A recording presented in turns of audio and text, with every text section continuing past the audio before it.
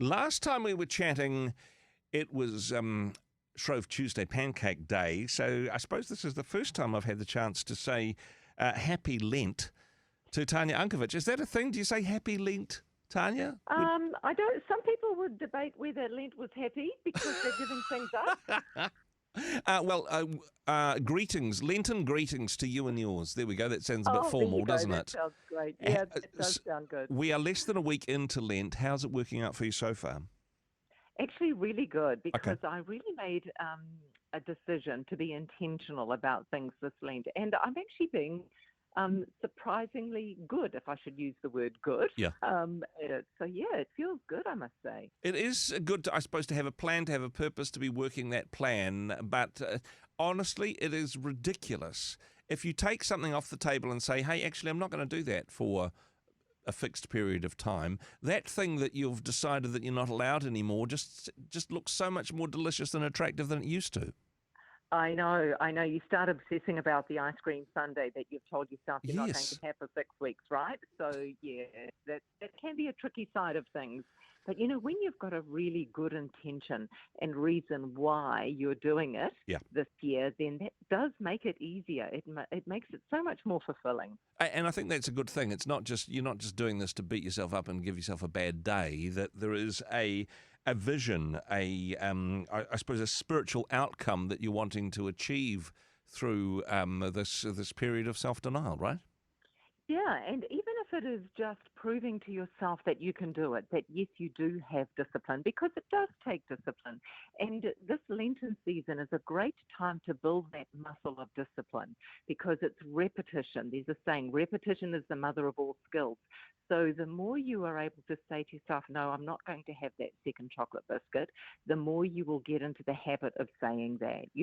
So I always say use it as a time of building that muscle of discipline. I don't know. Maybe it's the time of the day now. I want a chocolate biscuit. See what you're doing. Look, I shouldn't have said anything. it's not just about what we take away. It's not the don'ts list that are important. Perhaps equally or even more important is what we add, positive things that we can add to our life during this season. Yes. Adding value not only to your own life, but to the lives of others. And when we stop thinking about ourselves only and thinking about everyone else around us, how can we contribute to mankind? It's so much more fulfilling. So if ever you are feeling a little bit in denial or this isn't feeling comfortable, just think of how you are giving back to someone else or paying it forward, you might say. Yeah, totally. Is it too personal a question to say so for you? Now, we won't say how many, but this isn't your first Lent, right? You've done this a few times before. Yes, many. But is it too personal to ask? So, what are the things that you're going to be focusing on in the next few weeks? Well, for someone who spills their guts on the phone quite a lot, it's not too personal. No, I'm happy to share everything. What I've thought of doing, and I did it last year, was I took all the social media apps off my phone Okay. or anything that is going to waste my time and my energy. So I did that, and I must admit I really enjoy that. It's amazing how freeing I feel by not thinking, oh, I've got to check or immediately respond to something. And I think it's giving my wrists a bit of a rest as well. You notice how much you use your thumbs when you're on the phone? Exactly. I think that's a good thing. Now, you use some of these apps in terms of your professional work as well. So they're deleted off your phone, but you're still, I suppose, engaging with clients in different ways? Yes. I just make sure that if I have to do it, I go upstairs on my big computer and I do it there. Okay. And I find it a much better use of time to allocate a certain amount of time in my day to do the social media things. And that way I'm not going to and from my phone and feeling as though the phone is kind of connected to me. So it's a wonderful discipline. And it also enables you to stay more present in the moment, even when Yes. you've got your phone in your pocket, Yeah, no, definitely. Now, in terms of, we're talking beforehand about things that you're adding, positive disciplines that you're adding to your life. Anything in particular there? Definitely more prayer time Okay. and journaling. I love doing that.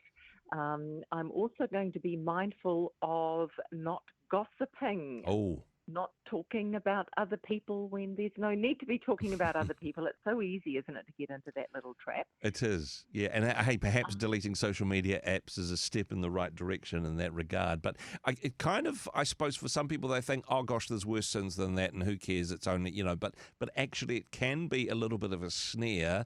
It may start off innocent, but end up, taking your head to a bad place. Absolutely, because you go down that rabbit hole, don't you? But the worst thing is that you might be gossiping or comparing others, but what you're doing is you're often comparing yourself. Yeah. You get back into, oh, this means I'm not good enough and all that. If we've got this desire to talk about others and put others down, it's because we're not feeling good about ourselves Yep. and we're trying to lift ourselves up.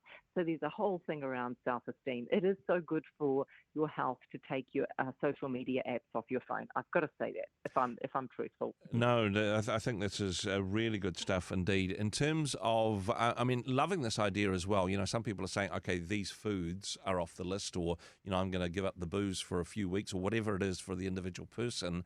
But discipline of portion control, that can, perhaps be even harder. You're saying beforehand about just the one chocolate biscuit. That can perhaps be even harder than taking chocolate right off the list.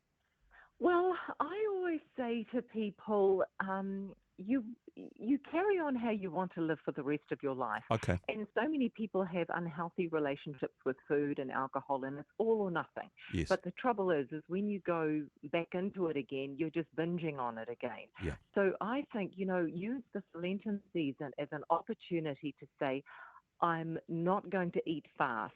I'm not going to eat while I'm multitasking. I'm going to reduce the portion on my plate and change my relationship with food instead of saying, I'm never going to eat that again, because the chances are you will, and then you'll binge on it. So less is more, I say. Try that this year. And I love the idea as well of saying, okay, yes, it is a focused period between now and Easter, but maybe these are the types of lifestyle changes that once we've developed a habit of it, they may be things that can become part of our lifestyle long term.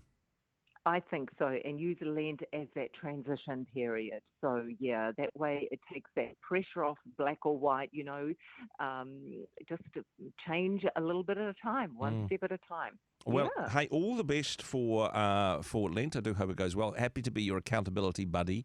As well, and we'll check and see how you're doing this time next week. But hey, thank you for the encouragement and the strength that you bring to so many people through the support that you offer. And hey, people can find resources and lots of great stuff online, TanyaUnkovic.com. Tanya, happy Lent again from me. Thanks for joining us. Thank you, and happy Lent to you as well.